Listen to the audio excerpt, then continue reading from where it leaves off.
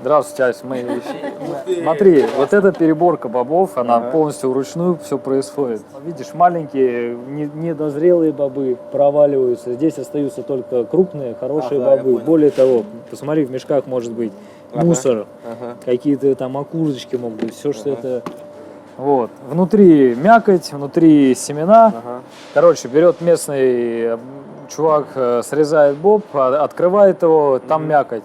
Он просто в кучу сваливает вот это все, да, и, ну, в такой контейнер, и в мякоти он лежит, ферментируется. Посмотри, вот это доминикана. На вид можно определить, потому что доминиканы, они такие вот сероватые, можно сказать, у них такой оттенок. Они, во-первых, по размеру. Вот посмотри, они вообще на вид другие. Вот в мешке видно сразу и есть недозревшие бобы, да. Но вот с ними что делают? Выкидывают? Да, просто это идет вот туда. А не, мусор вообще выкидывается, а велла отдельно идет. Про нее сейчас поговорим.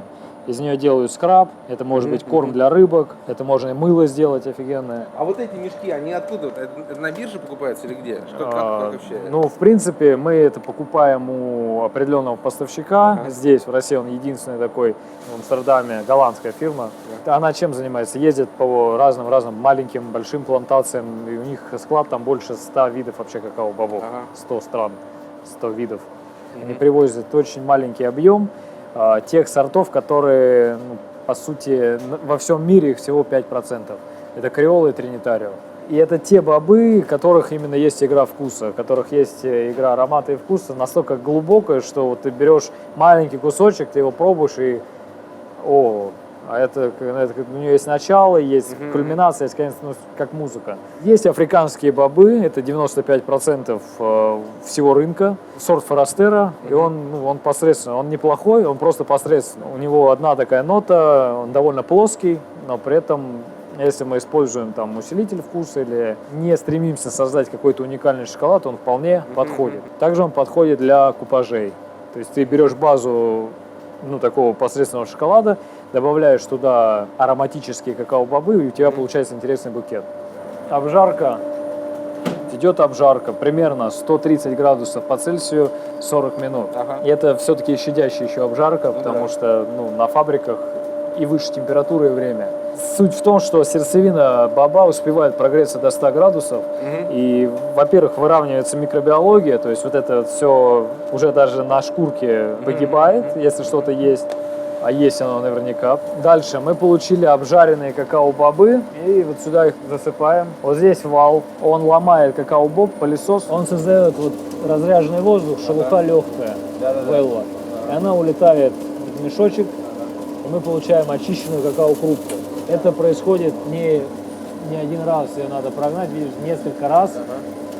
И в среднем где-то 2% велла остается, это уже нормально. Вот. Запах идет именно от обжарки. Сами сырые какао-бобы, они практически не пахнут. Каждая страна обжаривается при своем режиме. В среднем это 130, там может быть 120 градусов, 140 градусов. Время от 20 минут до 40.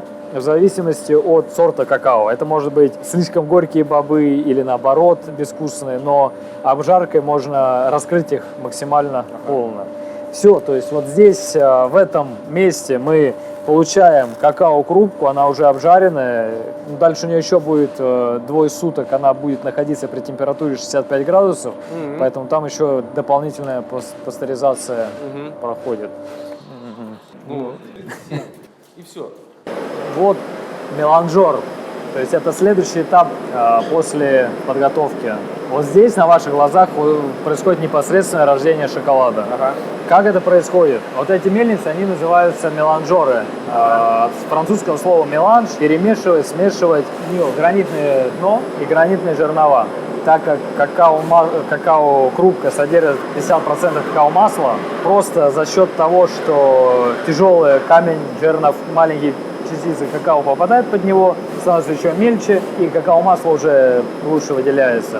То есть здесь происходит помол с помощью наката, нет никакого трения, да. Температура здесь не выше 65 градусов, то есть шоколад не перегревается и при этом пастеризуется. Этот процесс происходит двое суток.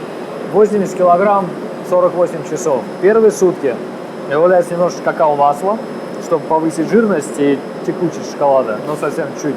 потом какао-крупка. И первые сутки перетирается просто вот как здесь. Вот здесь будет рецептура шоколада без сахара, он будет со стевией. Ага. Сейчас туда не добавлено ничего, ну, стевия нет, там есть кунжут для создания такого, ну, более молочную сторону он даст. И это вот просто такая вязкая, вот просто какао. Вот здесь уже сахар. Он еще хрустит на зубах, Да. еще чувствует язык, дисперсность. А вот здесь уже наша, кстати, единственная в России, кто мы так делаем, вот эта уникальная рецептура. Мы заменили сухое молоко на овсяное волокно. Потому что не все люди переносят лактозу. Ага. И вообще сухое молоко очень такой спорный продукт, ну, по многим причинам. Мы решили сделать веганский молочный шоколад. Вот на ваших глазах делается вот этот какао-бобы в шоколаде. Просто сито. И вот так надо делать около 6 часов. Да, пару сит ты туда влил, надо остановить, подождать, потому что бобы иначе слипнутся. Это медный барабан, под резиной там медь. Тут бобы очищенные от Велла. Нет, здесь они обжаренные, но они прям с веллой идут. Потому что, в принципе, шоколад можно делать с веллой, просто он будет более грубый.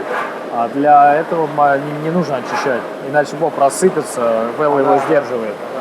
Мы используем тростниковый сахар из Бразилии. Ну, долго искали, какой лучше выбрать. Остановились на бразильском тростниковом сахаре. Меланжор останавливается и сливается в гастроемкость. У многих людей есть заблуждение, если на шоколаде есть поседение, это значит, что он не свежий. Или вот перед вами шоколад, у которому всего там от роду 2 суток. На нем также есть поседение, и поседение происходит не от времени, а от того, каким образом шоколад застывал. Если мы слили шоколад из мельницы и просто дали ему самому вот застыть, не перемешивая, ничего с ним не делая, он застынет таким рисунком. Дело в том, что в какао масло содержит несколько фракций, и каждая фракция застывает, имеет температуру кристаллизации свою. И видишь, такими конгломератами, шариками оно застывает по-разному. И вот это уже готовый шоколад, он полностью по вкусовому букету созрел, все, он готов. Прям вот берется такая плита, она поставляется прям на рынок. Дайте мне, пожалуйста, плитку шоколада. Класс. Ну, на год хватит. Как сделать так, чтобы получить нашу глянцевую, блестящую, ровную, да, однородную плитку? Вот этот процесс называется темперирование шоколада. Мы должны наш застывший шоколад опять растопить. Вот эта ванна, у нее двойные стенки, и она поддерживает постоянную температуру, вот здесь 36 градусов. Ну вот, 31 градус. Это та температура, которая нам нужна. Шоколад сначала надо подогреть до 45 градусов, а потом, перемешивая его по всей массе, да, то есть мешая по всему объему, нужно охладить до 30-31 градус. Просто при этой температуре по всему объему вырастает правильная кристаллическая решетка. Прямо из крана льется шоколад, ты подставляешь форму, вуаля. Да, я видел только что. Ага. Пожалуйста, то есть 15 минут при 12 градусах, 12-15 градусов, и ты получил глянцевую однородную плитку. Классическое темперирование всю жизнь, вообще исторически, его темперируют на мраморной доске. Суть та же. Ты разогреваешь шоколад до 45 градусов и на мраморной доске с помощью просто шпателей его перемешиваешь. Когда шоколад охладился до 31 градуса, он у тебя готов. Здесь у меня, это моя такая вотчина, и, я здесь шеф-шоколадье, и я занимаюсь разработкой новых десертов, новых рецептур. Вот, например, у меня есть этот ганаш на основе белого шоколада с кокосом. Баунти? Баунти, да. Только то самое настоящее. Есть серия конфет, которые сделаны на основе моего ремесленного шоколада, но я под каждую конфету подбираю свой шоколад. Вот, например, классическая рецептура трюфеля, но если мы берем разный шоколад, Санта-Ме, Доминикана, Венесуэла, вы с помощью одной конфеты или с помощью одного набора конфет можете путешествовать по миру. Вот. А когда у тебя одна и та же рецептура и много разных стран, это абсолютно разный вкус. Марципан мы делаем то же самое. Это миндальная мука, это горький миндаль, немножечко морской соли, специи, ваниль, корица. Внутри шоколадно-ореховая паста. Это русский наш такой ремесленный ответ нутелле. Почему я с такой гордостью говорю, это вот тебе. Потому что в нутелле 53% это сахар. Здесь 19% сахара, и он тростниковый. 45% здесь это чистый фундук, и остальное это какао-бобы. Что у меня здесь еще есть интересного? Ну вот корица, тайское молочко. Настоящая корица выглядит вот так. А это не, вот знаешь, такая не то, что продается, да, есть да, такая да, коричневая. Это на самом деле другое дерево. Да. И я не говорю, что она плохая, та, которая продается. Я ее тоже использую, просто это абсолютно разный вкус. Да. Это у меня горький миндаль. Я еще делаю здесь карамель с морской солью, с розмарином трюфеля, есть с чабрецом. То есть прям берешь свежую траву, настаиваешь на сливках. Для нее, то есть каждый тоже у меня конфета, я использую свою рецептуру шоколада.